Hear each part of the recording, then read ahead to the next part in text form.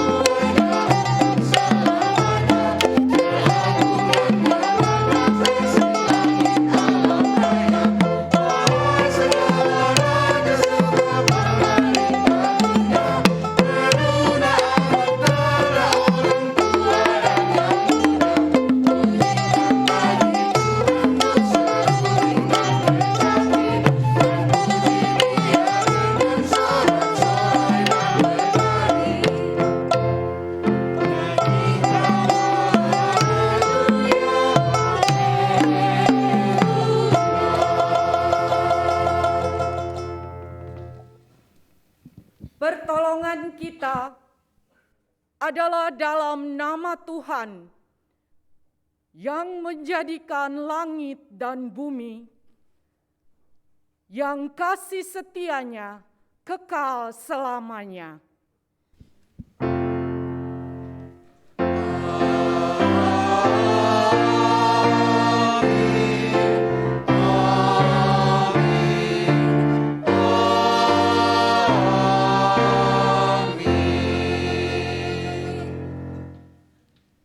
Salam sejahtera bagi saudara yang datang dalam nama Tuhan.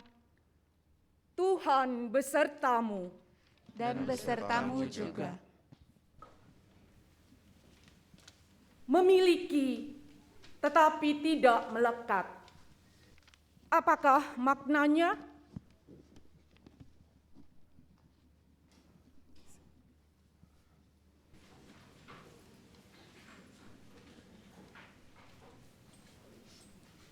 Memiliki tetapi tidak melekat, suatu paradoks. Apakah yang saat ini kita miliki? Harta, kuasa, tahta. Bagaimana caranya memiliki tetapi tidak melekat? Melalui ibadah minggu ini, kiranya hati kita hanya melekat kepada Tuhan, Allah yang hidup, dengan hidup beriman dan memiliki keyakinan teguh dan harapan di dalam Kristus Yesus. Kita naikkan pujian, apakah arti ibadahmu?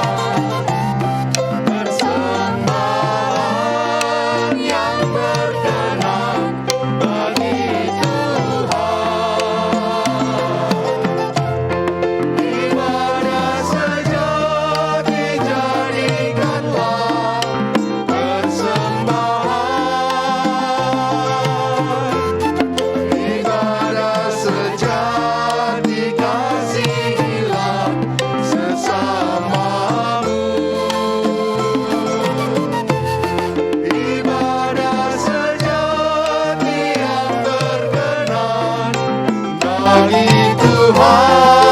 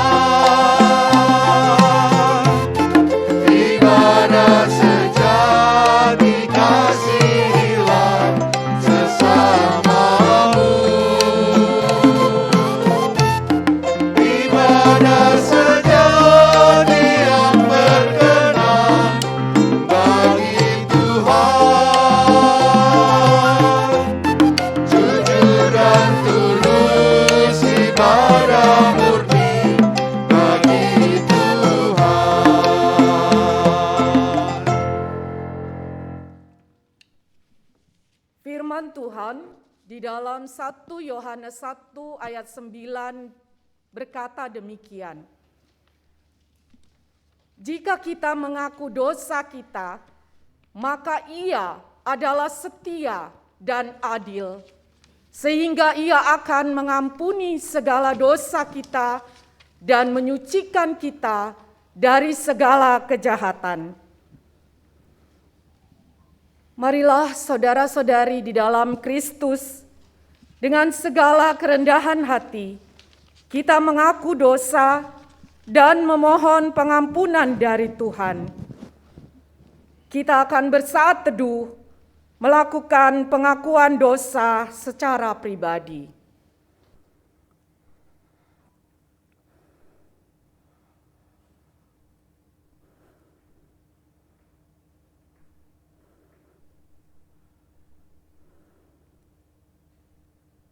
Allah Bapa Sorgawi, yang kami puji dan kami sembah di dalam nama Putra-Mu, Tuhan Yesus Kristus.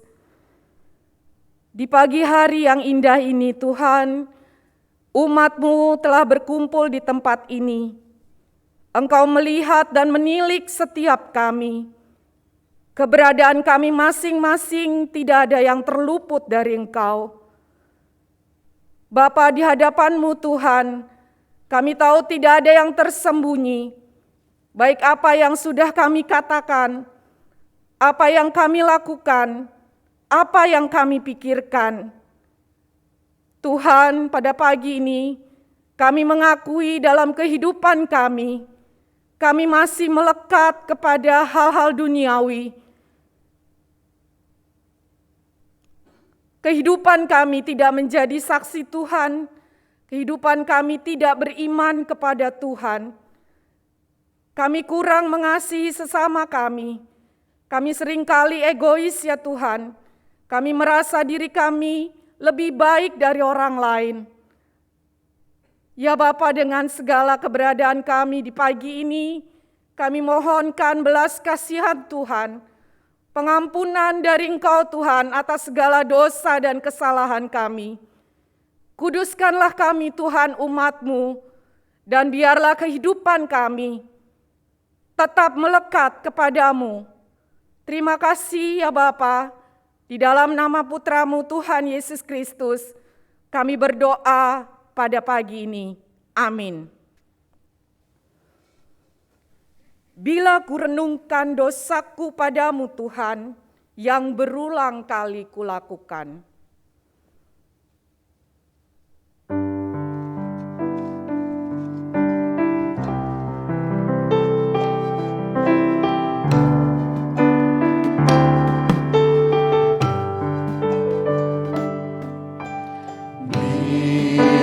Aku renung dosaku padamu Tuhan, yang berulang kulakukan di hadapan-Mu. Kasih sayang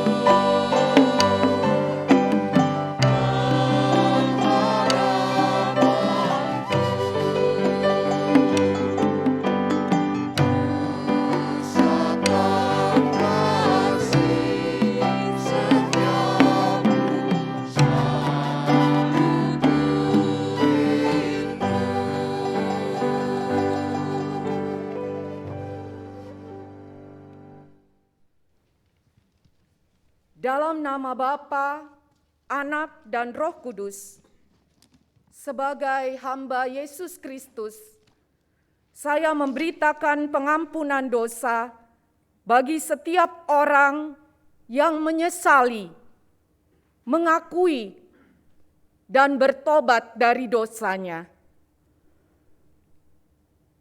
Firman Tuhan dalam Mika 7 ayat 18 sampai 19 berkata demikian. Siapakah Allah yang seperti Engkau yang mengampuni dosa dan yang memaafkan pelanggaran dari sisa-sisa miliknya sendiri, yang tidak bertahan dalam murkanya untuk seterusnya, melainkan berkenan kepada kasih setia. Biarlah Ia kembali menyayangi kita, menghapuskan kesalahan-kesalahan kita, dan melemparkan segala dosa kita ke dalam tubir-tubir laut. Demikian berita anugerah dari Tuhan. Syukur kepada Allah.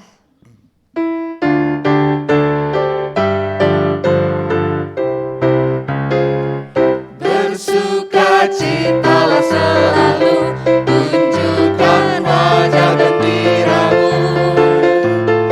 Lihat teman di kanan kiri dan di sekitarmu, berikan salam damai, karena kasih karunia serta pengampunannya diberi. Hiduplah dalam damai, seorang dengan yang lain, itu kehendak Tuhan bagimu.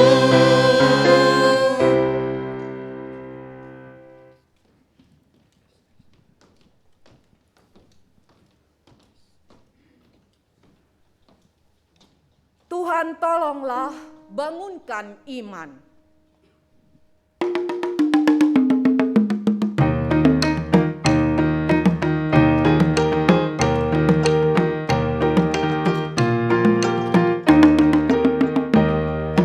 Tuhan tolonglah bangunkan iman, pulihkanlah kasih yang remuk. Tuhan tolonglah bangunkan iman, pulihkanlah kasih yang remuk. Ubahlah hatiku, jamahlah diriku, biar di tanganmu berbentuk. Tuhan tolonglah bangunkan iman, pulihkanlah kasih yang remuk. Hati bersujud, jiwa menyembah, hidupku masyurkan kasih-Mu. Hati bersujud, jiwa menyembah, hidupku masyurkan kasih-Mu. Terimalah baktiku, layakkan diriku untuk kemuliaan nama-Mu. Hati bersujud, jiwa menyembah, hidupku masyurkan kasih-Mu. Kasih-Mu Tuhan, bakti-Ku Tuhan, tak setara kemurahan.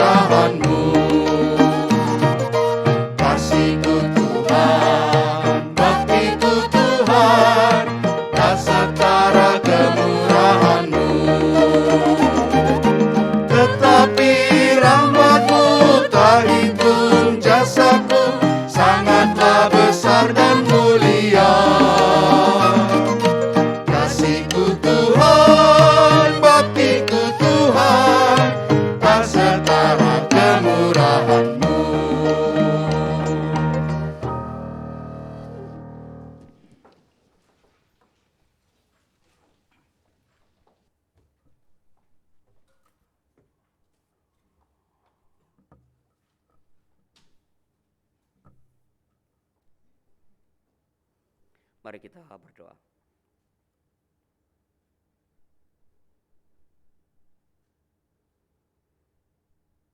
Tuhan, kami hendak membaca Alkitab,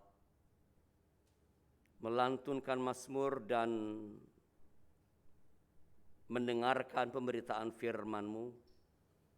Kami sungguh berharap dari dalamnya kami akan Engkau ajarkan apa yang penting dalam hidup kami, supaya dengan demikian kami boleh semakin dekat pada yang Engkau kehendaki, dan hidup kami boleh sungguh-sungguh bergantung semata-mata kepada Tuhan dalam menjalani kehidupan di dunia ini, sehingga tak ada apapun dalam hidup ini yang dapat mengendalikan kami, menguasai kami, kecuali Tuhan sendiri.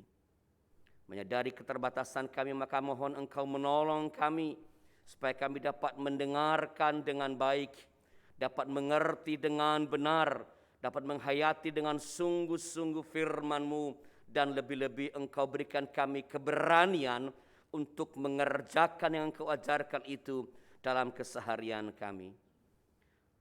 Berkatilah para hamba-hamba-Mu yang akan membaca Alkitab, yang melantunkan mazmur, yang memberitakan firman-Mu menjadi Allah dalam tangan-Mu ya Allah, supaya melalui yang mereka kerjakan, setiap dan semua umat Tuhan yang ada di rumah-Mu ini boleh mendapat bagian dari firman Allah yang hidup, dan menolong kami untuk memasuki minggu yang baru dengan semangat, dengan penuh keyakinan, karena Tuhan kami percaya terus beserta kami lewat firman yang kami dengarkan.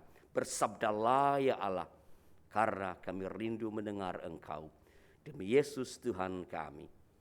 Amin.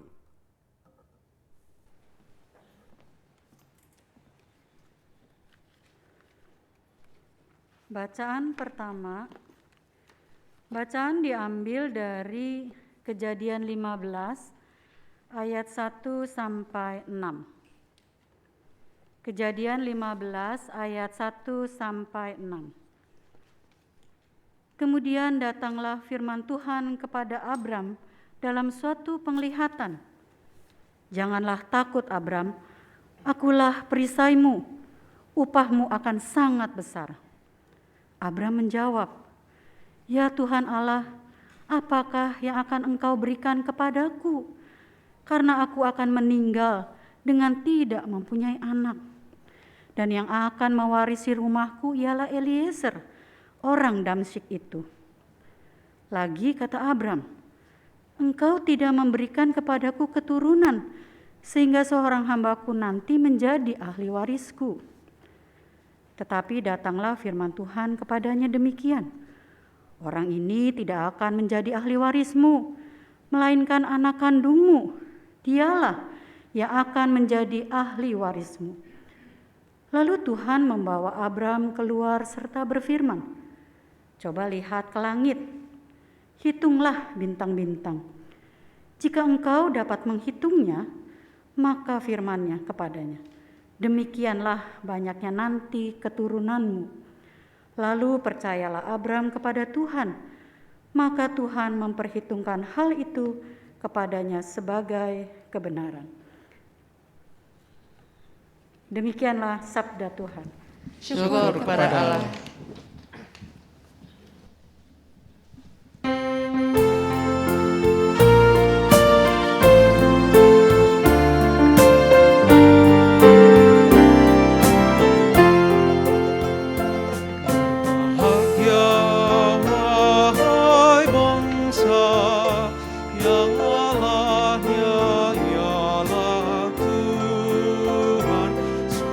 Bangsa yang dipilih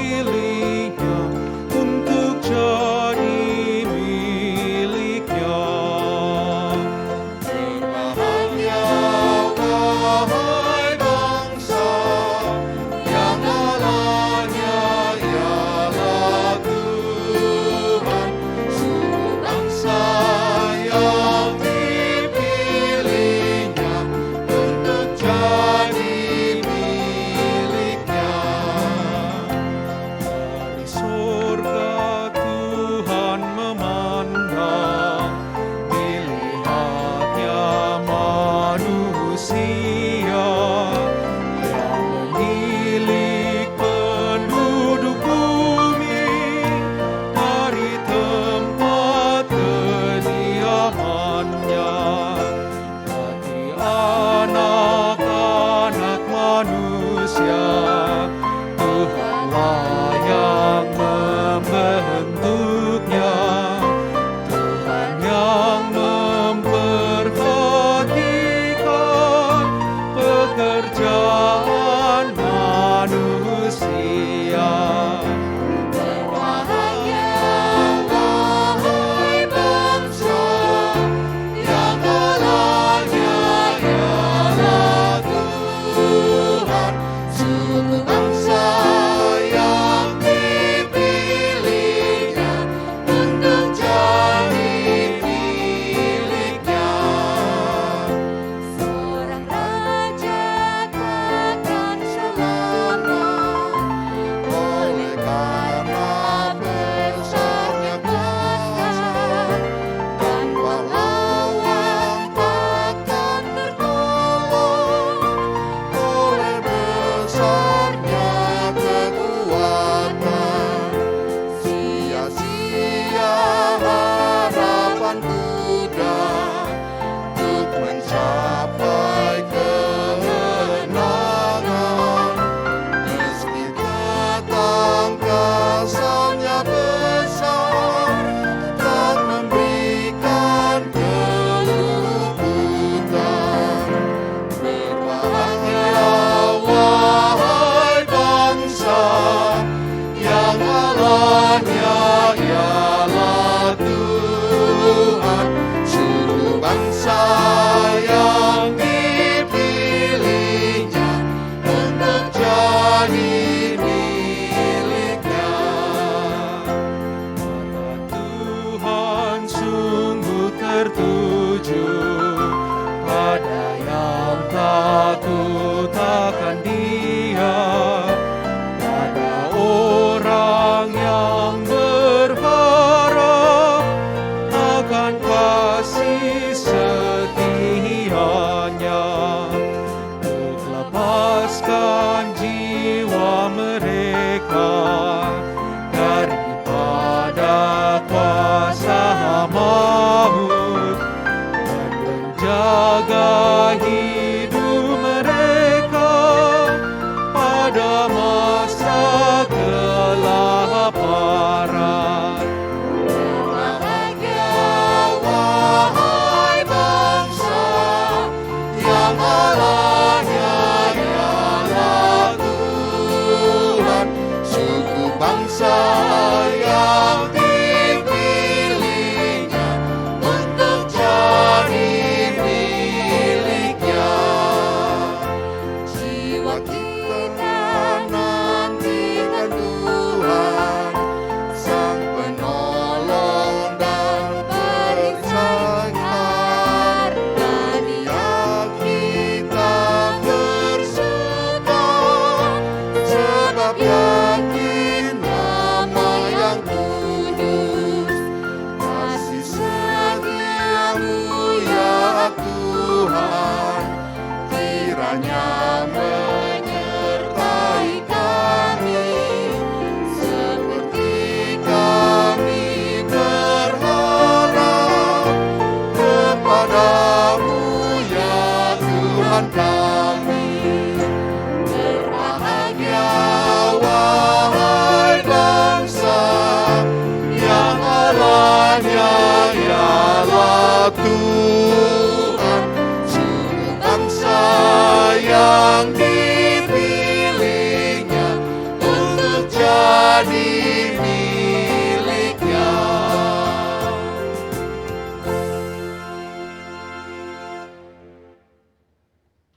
Bacaan kedua diambil dari Ibrani 11 ayat yang pertama sampai dengan yang ketiga dan dilanjutkan dengan ayat yang ke-8 sampai 16. Ibrani yang 11 ayat yang pertama sampai yang ketiga dan 8 sampai dengan 16. Iman adalah dasar dari segala sesuatu yang kita harapkan dan bukti dari segala sesuatu yang tidak kita lihat.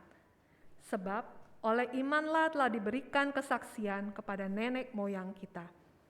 Karena iman kita mengerti bahwa alam semesta telah dijadikan oleh firman Allah, sehingga apa yang kita lihat telah terjadi dari apa yang tidak dapat kita lihat. Ayat yang ke-8.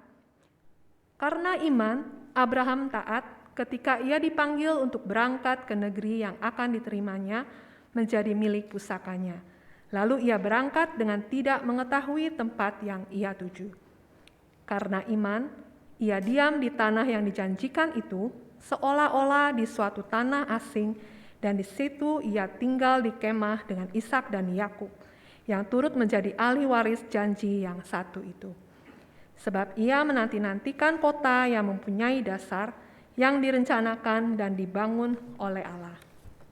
Karena iman, ia juga dan Sarah beroleh kekuatan untuk menurunkan anak cucu, walaupun usianya sudah lewat, karena ia menganggap Dia yang memberikan janji itu setia. Itulah sebabnya, maka dari satu orang, malahan orang yang telah mati pucuk, terpancar keturunan besar, seperti bintang di langit dan seperti pasir di tepi laut yang tidak terhitung banyaknya.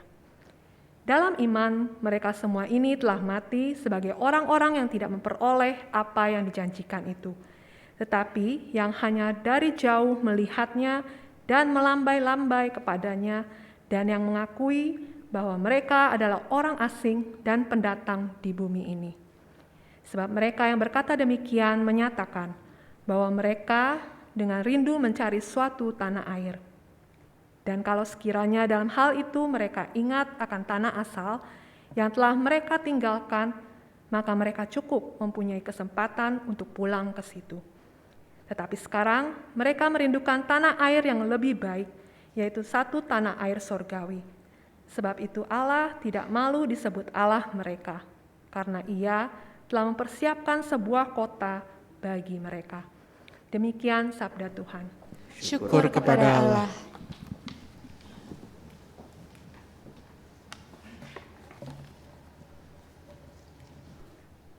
Bacaan diambil dari kitab Injil Tuhan Yesus Kristus menurut Lukas 12 ayat 32 sampai 40. Lukas 12 ayat 32 sampai 40. Janganlah takut, hai kamu kawanan kecil, karena Bapamu telah berkenan memberikan kamu kerajaan itu. Jualah segala milikmu dan berikanlah sedekah. Buatlah bagimu pundi-pundi yang tidak dapat menjadi tua, suatu harta di sorga yang tidak akan habis, yang tidak dapat didekati pencuri, dan yang tidak dirusakkan ngengat. Karena di mana hartamu berada, di situ juga hatimu berada.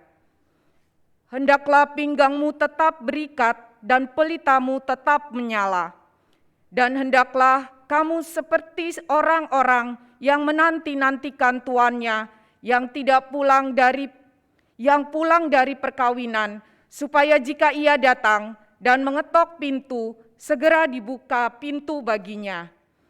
Berbahagialah hamba-hamba yang didapati tuannya berjaga-jaga ketika ia datang. Aku berkata kepadamu, sesungguhnya ia akan mengikat pinggangnya dan mempersilahkan mereka duduk makan, dan ia akan datang melayani mereka. Dan apabila ia datang pada tengah malam atau pada dini hari dan mendapati mereka berlaku demikian, maka berbahagialah mereka.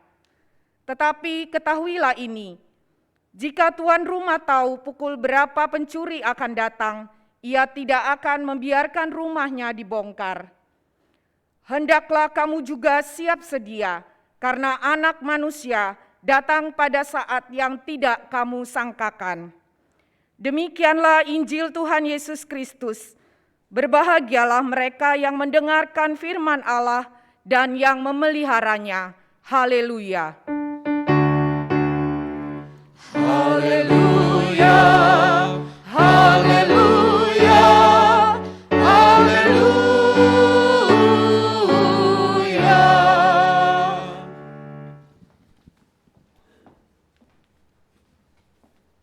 Saudara-saudara, atas izin majelis jemaat tadi di konsistori saya perkenankan membukakan masker ini, ya, supaya saya tidak sesak nafas ketika sedang berkhotbah nanti. Saudara-saudara, rasa takut hampir selalu menyertai perjalanan manusia dari sejak lahir sampai ia mati. Menyertai tentu belum tentu mengendalikan. Ketika seorang anak baru lahir, maka kegiatan pertamanya adalah menangis. Ada semacam analisis bahwa mengapa anak menangis ketika lahir, karena ia merasa takut pada perubahan yang tiba-tiba ia alami. Perubahan suhu yang pas dalam rahim ibunya, sekarang begitu lahir di rumah sakit mewah menjadi kedinginan. Kalau di tempat bidan yang tak punya AC, kepanasan, menangis, takut pada perubahan yang tiba-tiba. Ketika dia semakin besar dan ia mungkin dianugerahkan seorang kakak, apakah ia sekarang lalu merasa takut karena ada seorang kakak, seorang sahabat dekat? Oh no, ia akan merasa takut kembali karena sekarang ada seorang pesaing baru. Apalagi kalau ketika sang adik lahir, seluruh perhatian dan seluruh hadiah hanya untuk sang adik. Kita suka lupa loh tuh. Kalau ada yang melahirkan, kita beri hadiah cuma kepada adiknya. Padahal selamat kepada kakaknya juga kan. Supaya ia jangan merasa iri. Sekarang seluruh kamera hanya tertuju pada adikku. Aku tersingkir, aku yang dulu menjadi pusat sekarang terpinggirkan. Ia bertambah besar, masuk ke sekolah, takut tidak naik kelas. Lulus takut nggak dapat SMP yang bagus. Lulus SMP takut nggak dapat SMA yang diinginkan. Lulus SMA takut nggak dapat perguruan tinggi favoritnya. Jadi sarjana takut tidak punya kerja. Udah kerja takut nggak naik jabatan. Naik jabatan takut diserobot orang jabatannya. Terus melaju karir sampai pensiun. Sekarang takut apa? Pensiun. Udah pensiun takut?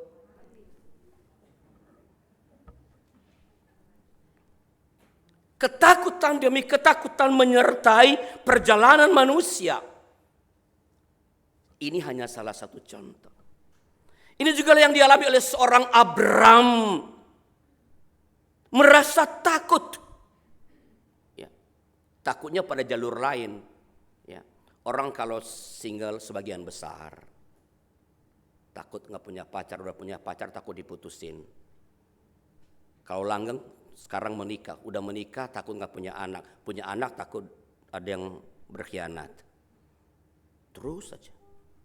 Abram mengalami ketakutan sampai-sampai Tuhan harus mengatakan kepada Abram, jangan takut Abram.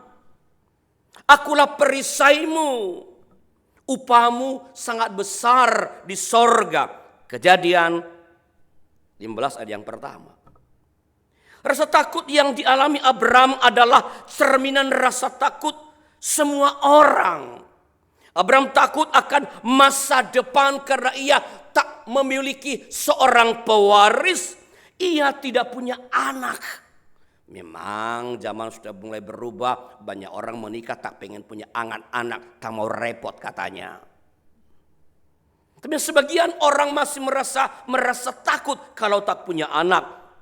Ya, untuk jelasnya saya kutipkan Kejadian 15 ayat 2 dan 3. Bacaan pertama kita tadi. Ya. Abram menjawab, ya Allah, apakah yang akan engkau berikan kepadaku karena aku akan meninggal dengan tidak mempunyai anak. Dan yang akan mewarisi rumahku itulah Eliezer, orang Damsyik itu.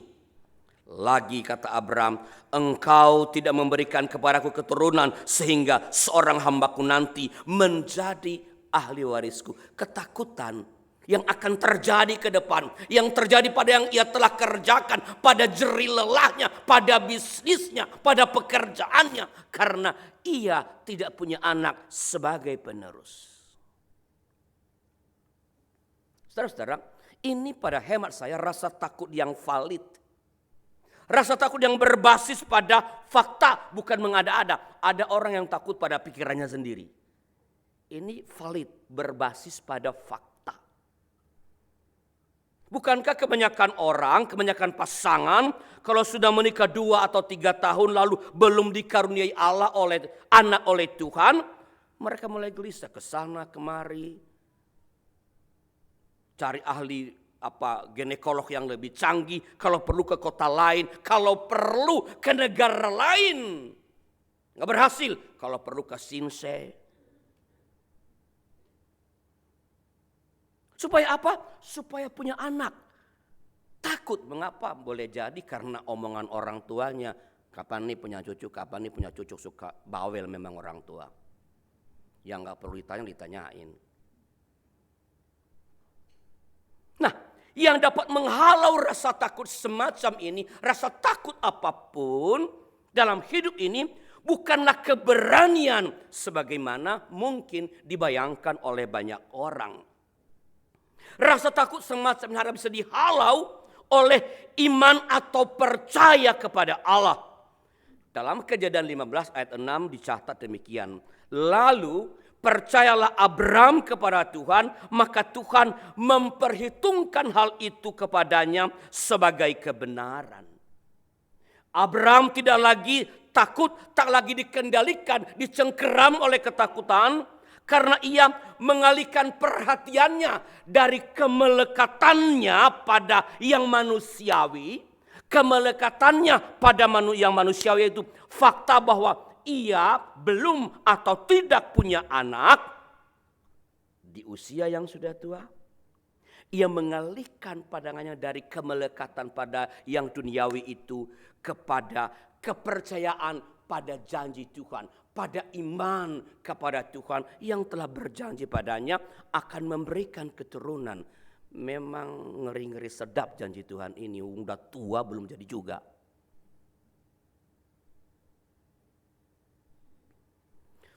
Fakta memang belum berubah.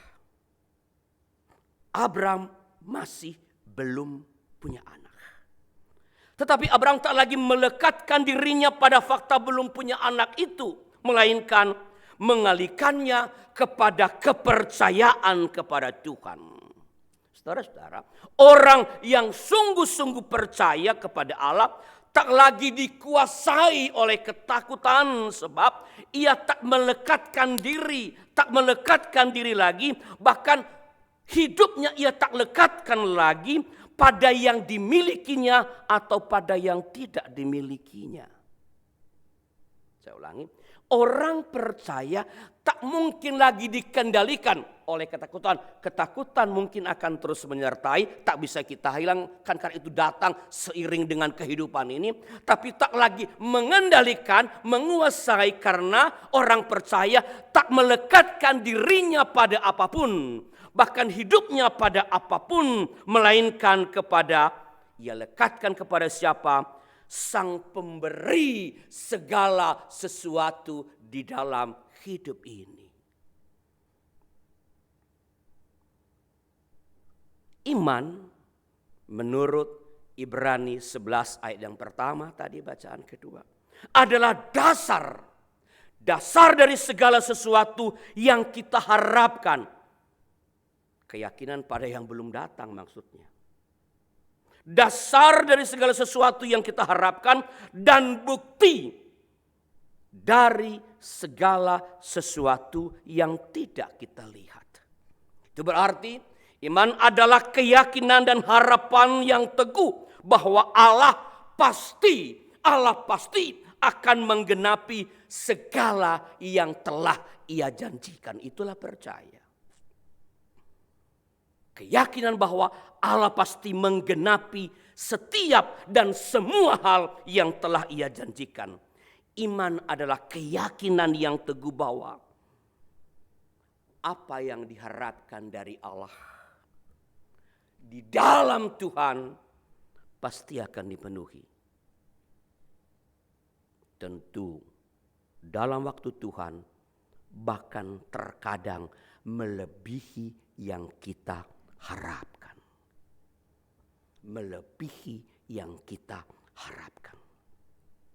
Maka iman adalah dasar, fondasi, asas atau landasan. Karena itu kita perlu memulai segala sesuatu dengan iman, berjalan dengan iman, dan menyelesaikan segala sesuatu dengan iman. Sehingga kita tak lagi melekat pada apapun, pada siapapun, bahkan tak melekat pada diri sendiri. Yang terakhir ini yang paling susah. Tak melekat pada kepentingan sendiri, pada kesenangan sendiri, pada kebutuhan sendiri. Dengan perkataan lain, iman adalah ketakmelekatan pada apapun, bahkan pada diri sendiri, melainkan penyerahan diri atau kebergantungan mutlak kepada Tuhan. Orang beriman, saya ulangi lagi, tak melekat pada apapun, bahkan pada diri sendiri. Sebaliknya, bergantung penuh kepada Tuhan, Sang Pemberi hidup dan Sang Pemberi segala yang bendawi yang bisa kita raih. Kalau Anda duduk dengan pasanganmu di sebelahnya, itu ada karena Allah memberi. Mungkin engkau dulu kejar-kejar dia, mungkin. Tapi kalau Allah tak memberi, engkau tak mendapatkannya. Kalau tiba-tiba ingat aset Anda berapa dan di mana saja, itu karena Tuhan memberi dan masih memeliharanya sampai sekarang. Jangan melekat padanya. Melekat membuat frustrasi, melekat membuat kehilangan besar.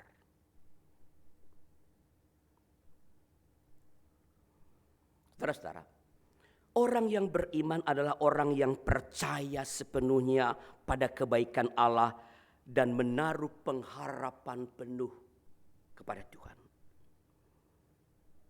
Bahkan ketika semua orang mengatakan tidak ada harapan, orang beriman mengatakan, saya melihat harapan. Ketika semua orang mengatakan gelap menguasai, orang beriman mengatakan, aku bisa melihat setitik terang dari Dia yang tak pernah berhenti memberikan yang kuperlukan dalam hidup ini. Kepercayaan dan pengharapan penuh kepada Allah inilah yang membuat kita tak melekat.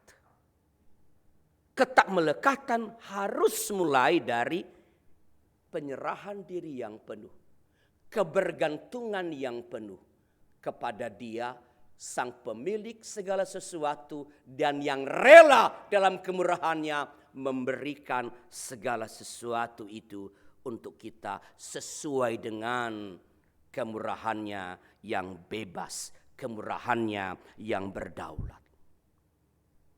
Pengharapan. Ada sebuah kisah, mungkin pernah mendengarkan. Sampai jam berapa ya saya khotbah?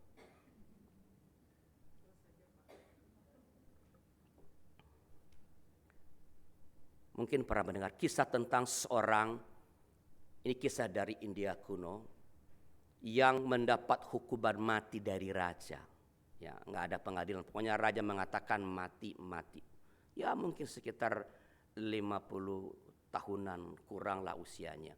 Ya, kalau seumur saya mungkin udah pasrah lah, udah mau emeritus, mikir apa lagi. Ya. Entah mengapa ia dinyatakan mendapat hukuman mati. Ia tak berani bertanya apalagi melawan, karena bertanya apalagi melawan hanya akan mempercepat eksekusi. Ia ditangkap, dimasukin penjara, menunggu saat eksekusi. Ketika sedang berada dalam penjara, ia memutar otaknya. Ia tidak bisa menerima karena ia merasa tak mengerjakan, tak melakukan hal yang jahat apapun. Gak ada tindak kriminal yang ia lakukan. Mengapa kok saya dihukum mati? Dari percakapan-percakapan para penjaga penjara, ia mengetahui bahwa sang raja itu punya seekor kuda berwarna putih yang sangat ia sayangi. Sang raja kalau bangun pagi, yang pertama ia kerjakan bukan mengelus permaisuri. No, ia bangun pergi ke tempat kandang kuda, mengelus-ngelus kudanya dulu, baru pulang mengelus permaisuri. Maka permaisuri jadi bau kuda. Tiap hari. Mendengarkan ini, sang terhukum mati ini mengatakan, aku akan memakai ini sebagai kesempatan. Setiap orang yang mau jatuh hukuman mati kalau eksekusi diberi kesempatan untuk mengajukan permohonan. Maka ia dibawa ke hadapan Baginda Raja, ya, lalu Baginda mengatakan, saatnya akan segera tiba, kamu mau meminta apa? Dengan berlutut ia mengatakan, kiranya panjanglah umur Baginda, bila Tuanku berkenan, ampunilah nyawa hambamu ini, dan hamba berjanji dalam waktu 3 hari hamba akan membuat kuda putih milik Baginda Raja bisa terbang. Wow, dulu belum ada pesawat, saudara-saudara. Jadi memikirkan kuda putih miliknya bisa terbang, raja terpancing juga. Maka tak berpikir panjang, raja mengatakan, baiklah, 3 hari aku tunggu. Kalau sampai 3 hari tidak terbang, maka tak ada lagi percakapan, langsung. Terima kasih Baginda, panjanglah umur Baginda. Ia dibebaskan, membawa kudanya. Ia dijemput oleh seluruh keluarga, ayah, ibu, adik, kakak, dan istri, dan beserta anak-anaknya. Saudara, kalau orang keluarga kita keluar dari penjara, gimana menyambutnya? Kita gimana? Happy. Tapi yang terjadi di sini, begitu ketemu semua diam 1000 bahasa. Tak ada yang berani ngomong, jalan menuju rumah diam, tak ada yang ngomong. Karena sang terhukum ini tak lagi tahan, dia mengatakan, ibu, bapak, istriku, adik kakak, ada apa ini? Kok pada diam? Enggak senang saya keluar? Enggak.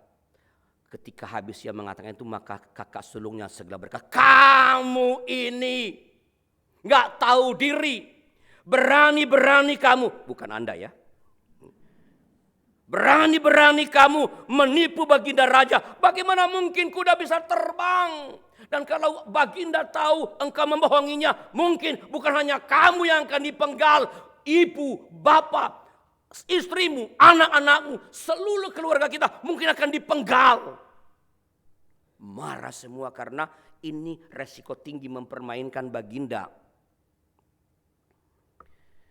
Mendengar ini sang terhukum mengatakan, ibu, ayah, istriku, kakak, adik, dan anak-anakku, maafkan aku kalau membuat kalian gelisah dan lalu terbawa-bawa dalam perkaraku ini. Tapi ibu, bapak, istriku, anak-anak, saudaraku, ada 1001 macam kemungkinan dalam 3 hari ini.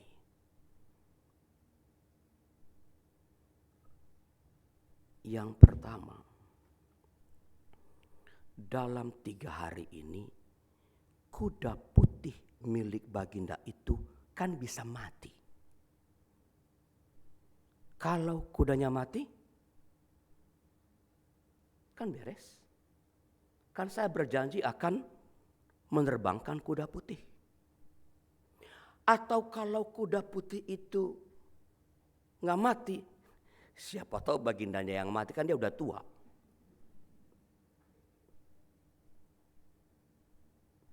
Atau kalau kuda tidak mati, Baginda tak mati juga. Siapa tahu dalam 3 hari ke depan ini kuda putih milik Baginda itu benar-benar bisa terbang. Saya berhenti di sini karena dalam buku itu memang sampai di sini ceritanya. Di bawah cerita ini dicatat bahwa sang terhukum itu nggak diceritakan apakah ini jadi dihukum mati, apa kuda terbang, apa raja mati. Tapi dalam setahun sisa usia, ya setelah itu ia mengerjakan begitu banyak hal yang melebihi yang pernah ia kerjakan 50 tahun sebelumnya. Mengapa? Ia menaruh pengharapan kepada yang belum tentu terjadi. Ia lagi tak melekat pada dirinya, tak melekat kepada istrinya, tak melekat kepada anak-anaknya.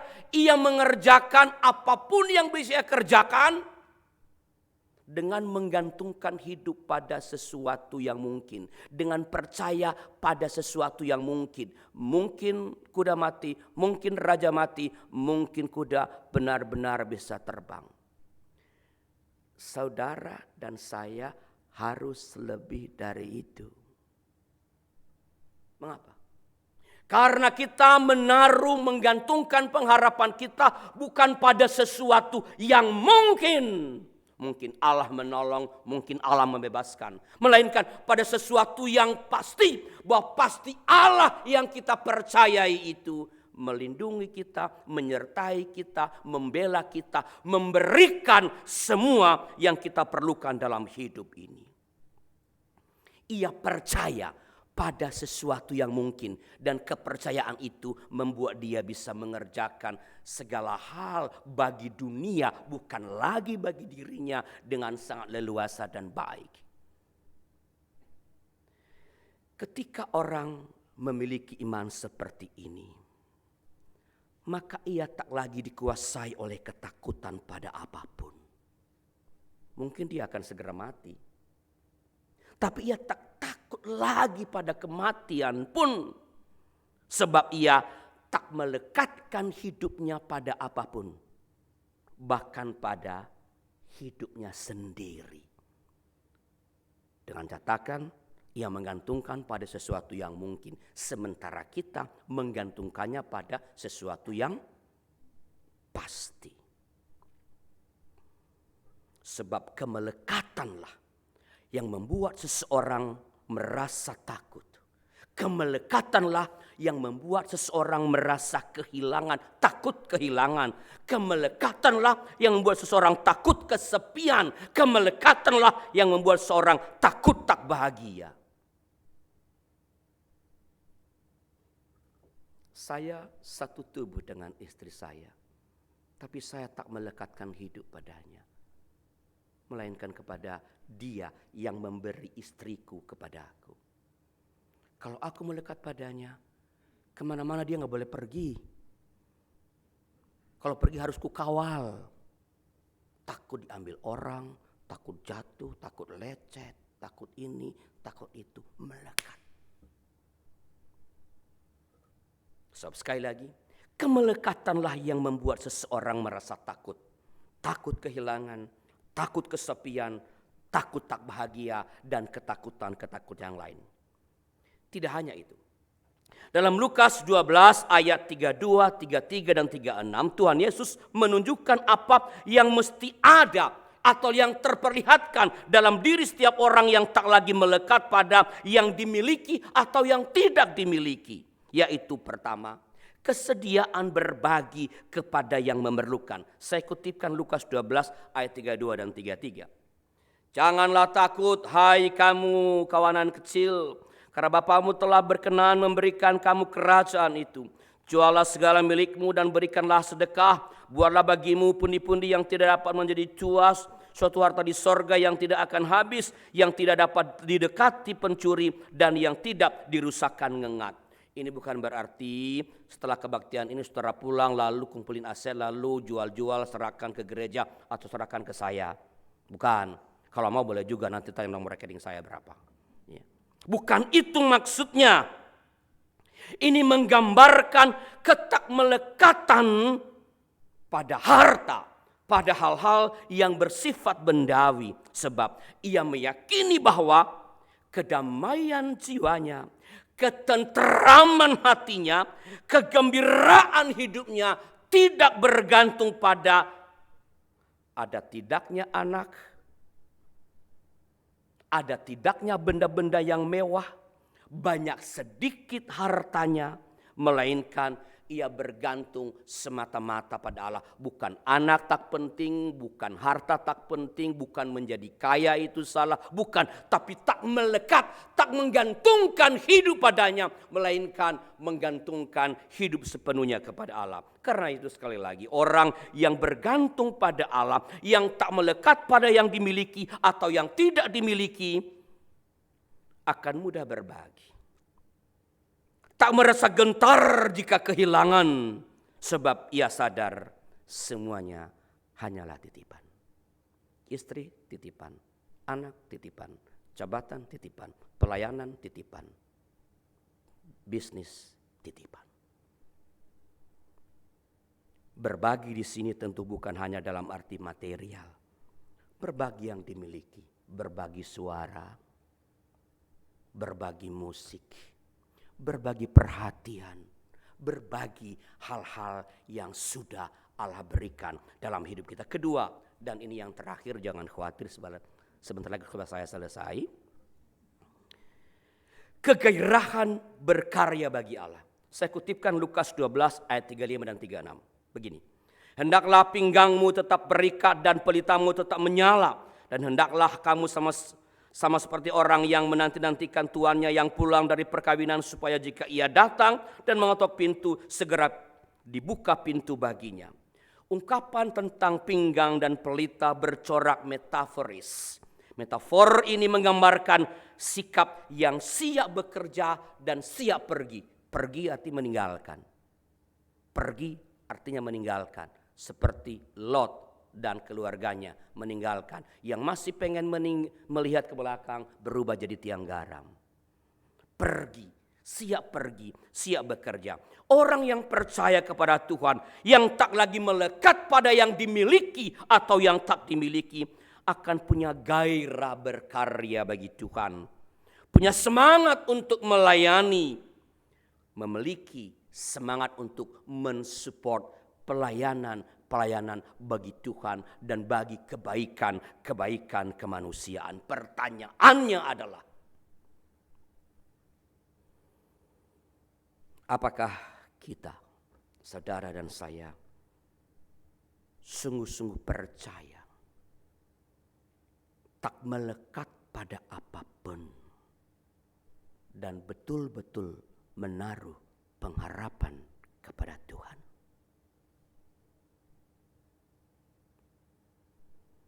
Orang yang percaya tak lagi dikuasai oleh ketakutan apapun, karena ia tak melekat pada apapun, tak melekat pada siapapun.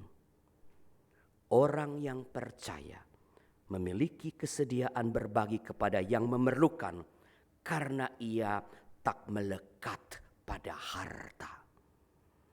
Orang yang percaya memiliki kegairahan untuk berkarya bagi Tuhan, melayani, karena ia tak lagi melekat pada kepentingan dirinya sendiri. Kiranya Tuhan menolong kita.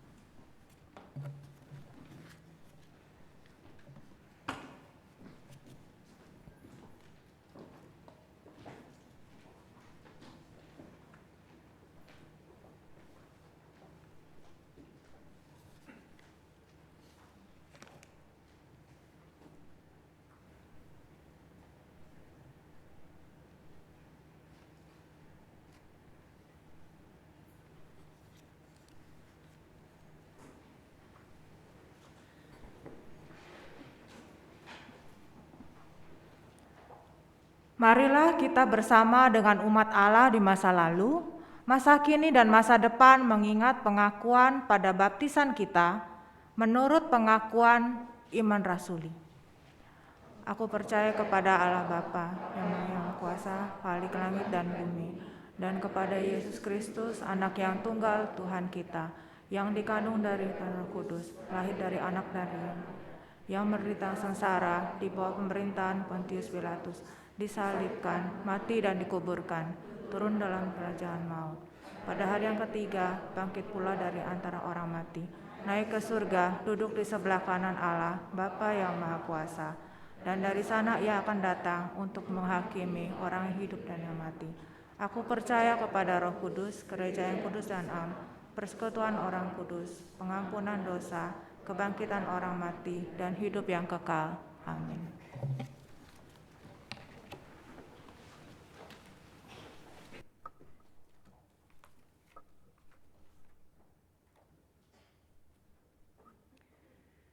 Mari kita berdoa.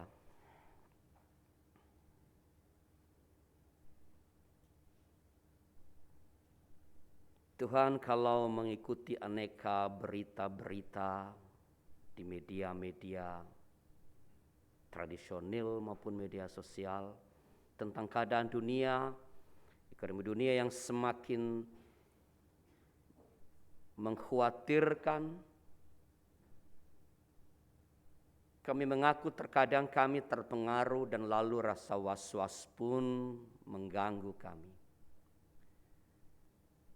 Tapi hari ini Engkau mengingatkan kami agar kami tak melekat pada apapun dan sebaliknya percaya pada pemeliharaan Tuhan. Bahwa Engkau akan menjaga kami, menjaga negeri kami dengan sebaik-baiknya. Dan bahwa pimpinan kami, Presiden Joko Widodo, akan melakukan hal-hal yang dapat menjaga agar ekonomi negara kami tidak mengalami kehancuran, melainkan boleh tetap bertahan dalam keadaan baik,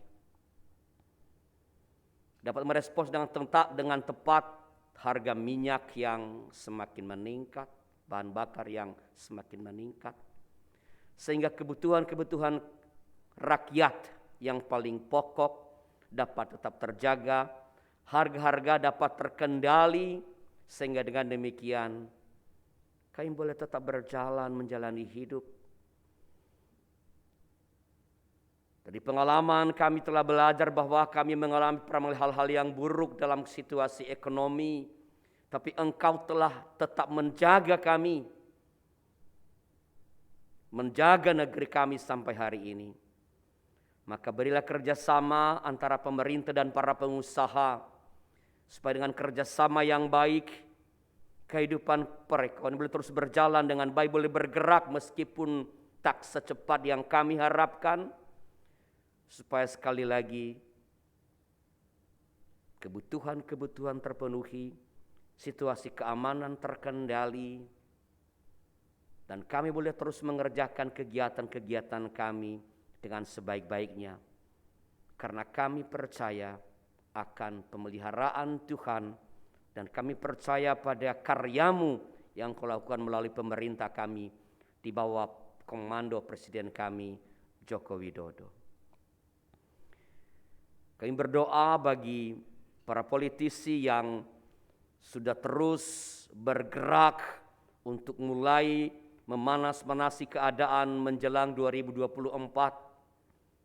Beri mereka hikmat ya Allah supaya mereka jangan kebablasan dan melupakan pergumulan-pergumulan esensial negeri kami dan dunia ini, supaya kepentingan-kepentingan politik elektoral ini tak membuat mereka lupa untuk mengerjakan yang semestinya mereka kerjakan dalam menyusun undang-undang melalui gedung DPR, undang-undang yang adil bagi seluruh rakyat Indonesia, bagi seluruh komponen bangsa di negeri ini.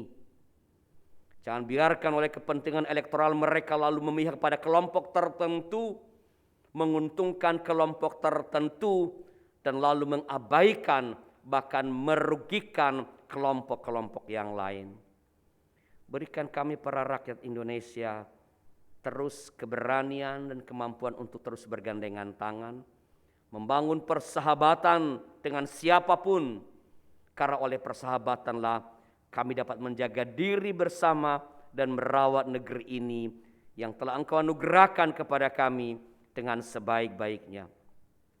Berkati umat Tuhan dalam memasuki minggu kerja yang baru, dalam segala rencana-rencana, mungkin ketakutan-ketakutan tertentu, kekhawatiran tertentu pada hidup berkeluarga, pada pekerjaan, pada studi, pada usaha yang mereka kerjakan. Berikan kepada mereka pertama-tama hati yang tenang, supaya percaya pada Allah, supaya oleh kepercayaan itu pikiran mereka pun jernih dan menemukan solusi-solusi, menemukan hal-hal yang Kau sediakan bagi mereka, supaya seluruh pergumulan-pergumulan dan hal-hal yang mesti dikerjakan, dituntaskan pada minggu kerja yang baru ini nanti dapat dilakukan dengan sebaik-baiknya. Mereka boleh bersukacita mengerjakannya dan bersukacita melihat hasilnya, dan nama Tuhan dimuliakan melalui semuanya. Para saudara kami yang sedang sakit, Engkau berkati mereka, berikan iman yang teguh bahwa Engkau Allah yang tak pernah meninggalkan mereka. Berikan kedisiplinan dalam mengikuti anjuran-anjuran tenaga medis, supaya pengobatan yang diberikan oleh terapi yang diberikan oleh para dokter dan perawatan oleh para juru rawat itu sungguh-sungguh menjadi karya Allah yang nyata, yang memulihkan kesehatan mereka dan boleh kembali beraktivitas dengan baik. Para orang tua kami yang semakin lanjut usia, yang seiring dengan itu kelemahan-kelemahan tubuh mulai terlihat, mereka mulai rasakan, berikan ketenangan ya Allah, bahwa Engkau mencintai mereka lewat anak-anak, menantu mereka, cucu-cucu mereka, dan sahabat-sahabat di gereja ini, supaya dalam melewati masa-masa tua, para orang tua kami ini tetap bersuka cita.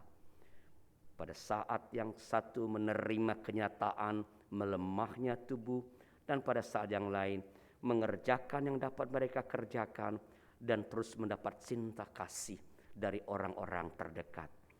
Masih banyak ya Allah doa kami yang dinaikkan kepada Tuhan, tetapi kami percaya Engkau Allah yang maha mengetahui. Engkau tahu yang kami perlukan, bahkan melampaui yang dapat kami pikirkan dan rasakan. Maka seluruh keperluan kami, keperluan gereja kami, keperluan bangsa kami serahkan dalam tangan-Mu. Beri dan aturlah menurut kehendak-Mu. Demi Kristus Yesus yang telah mengajarkan kami berdoa. Bapa kami yang ada di surga, dikuduskanlah nama-Mu, datanglah kerajaan-Mu, jadilah kehendak-Mu di bumi seperti di surga. Beri kami hari ini makanan yang secukupnya, ampuni salah kami seperti kami ampuni yang bersalah pada kami.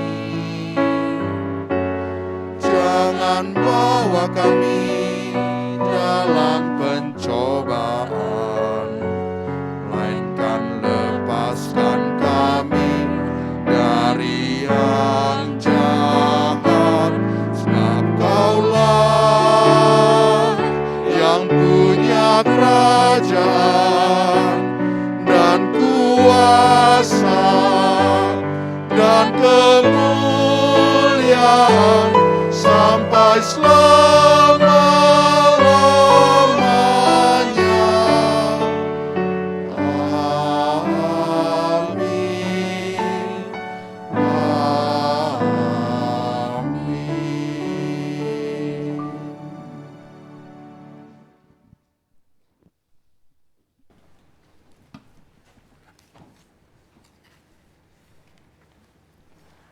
Marilah kita menyatakan syukur kepada Tuhan melalui persembahan syukur dengan mengingat firman Tuhan dalam Mazmur 28 ayat yang ke-7. Tuhan adalah kekuatanku dan perisaiku, kepadanya hatiku percaya. Aku tertolong sebab itu beria-ria hatiku, dan dengan nyanyianku aku bersyukur kepadanya. Jemaat yang dikasihi Tuhan, ungkapan syukur ini dapat diberikan dengan 3 cara. Yang pertama, dalam bentuk uang tunai dapat dimasukkan ke dalam amplop dan dipersembahkan saat kita beribadah bersama.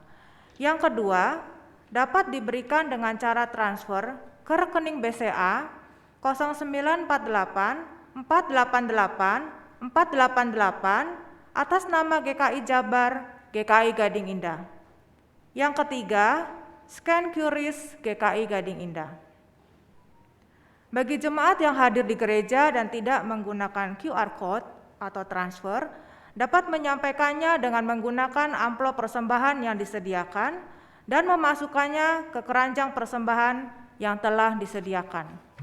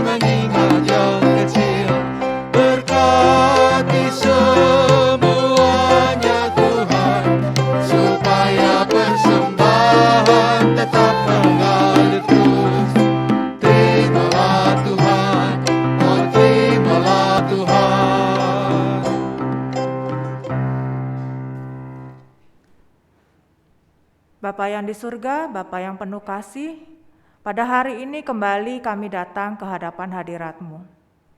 Terima kasih Tuhan, pada kesempatan pagi hari ini, kami boleh mempersembahkan apa yang kami punya. Sungguh Tuhan, kami bersyukur bahwa Engkau memberikan berkat yang begitu banyak untuk kami. Kasih dan anugerah-Mu kepada kami dan keluarga kami sepanjang minggu ini. Tuhan, biarlah benda-benda mati ini bukan hanya sekedar benda mati, tapi boleh berguna dan berkenan di hadapan hadirat-Mu. Tuhan, Engkau kiranya juga akan memberikan hikmat kepada para majelis jemaat yang akan mengelola persembahan ini. Semuanya ini Tuhan, biarlah untuk memperlebar kerajaan-Mu dan membantu orang-orang yang membutuhkan.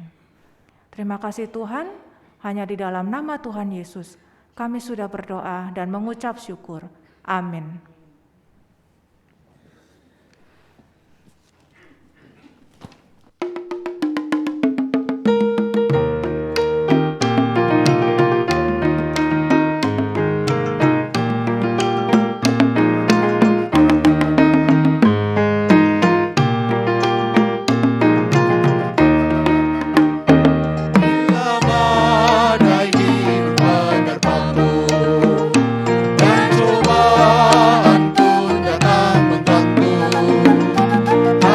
Satu janji harapanmu, yang janji Tuhanmu tetap teguh.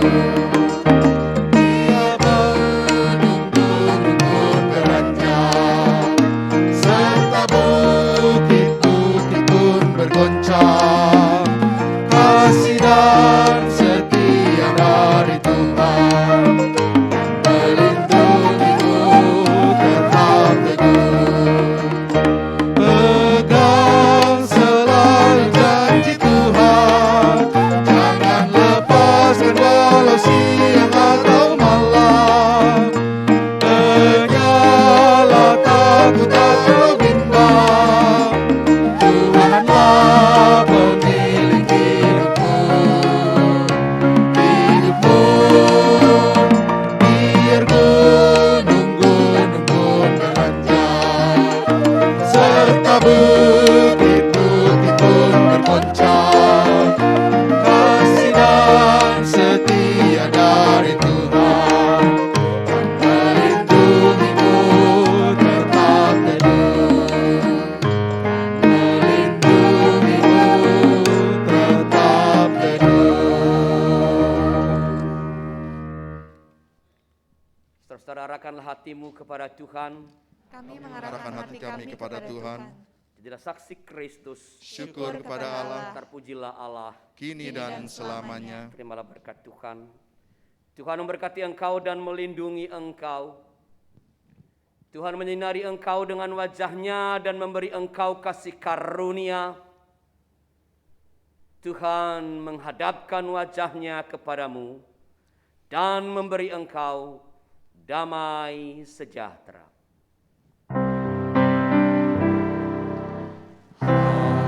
Haleluya, haleluya, haleluya, haleluya, haleluya,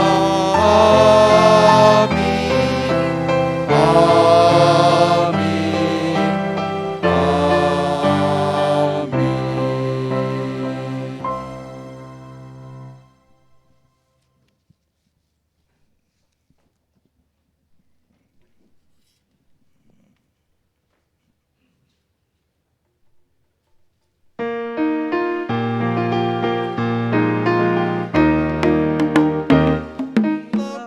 Badai hidup menerpamu, dan cobaan pun datang mengganggu. Hanya satu janji harapanmu, yang janji Tuhanmu pegang teguh. Biar gunung-gunung pun beranjak, serta bukit-bukit pun bergoncang. Kasih dan setia dari Tuhan yang melindungimu tetap teguh. Pegang selalu janji Tuhan, jangan lepaskan walau